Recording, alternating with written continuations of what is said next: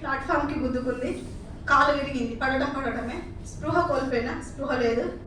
అప్పుడు నా భర్త కవిత కవిత అని పిలిస్తే 4 అవుతుంది, అక్కడ ఉదయం 4 అవుతుంది.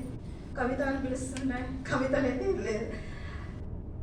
ఆయనకి భయం పట్టుకుంది, ఏమో అయింది, ఏదో జరిగింది అనేసి. తనకి ఏమన్నా గట్టిగా దెబ్బ తగిలితే అలానే ప్రాణాలు పోతాయి కదా, ఏమన్నా జరిగిందేమో అని ఇంకా ఏడుస్తున్నాడు.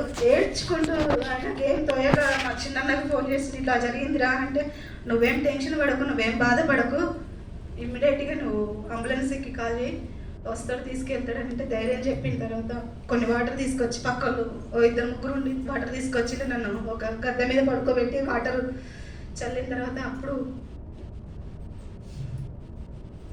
బయటికి వచ్చేసిన. నిజంగా భగవంతుడు కొన్ని మంచి పనులు, కొన్ని మంచి ఇచ్చేటప్పుడు ఖచ్చితంగా చెడు ఎదురు చేస్తూ ఉంటాడు. 1 ఇయర్ నా కాలు విరిగి ఆ 1 ఇయర్లోనే 70 లక్షలు ఇల్లు కట్టుకున్నాను.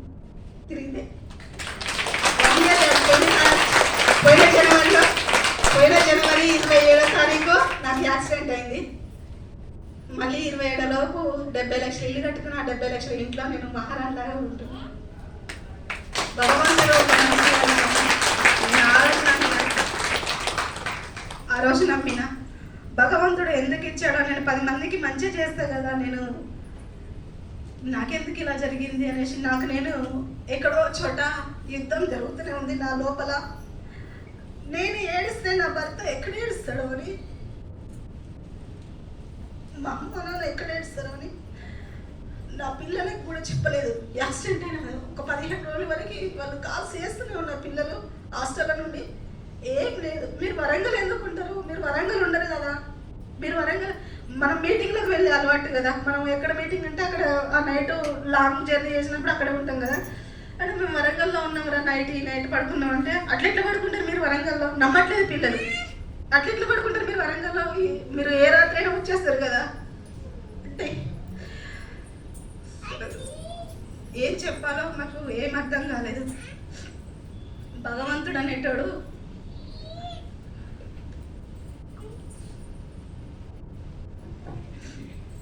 అది పడ్డ రోజు ఫోటో.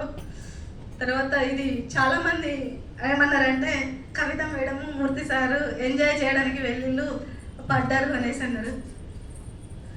ఎంజాయ్ చేయడానికి వెళ్తే యూనిఫామ్లతో వెళ్ళారు, ఎవరు కలర్ఫుల్గా అనుకుంటారు, అవునా కదా.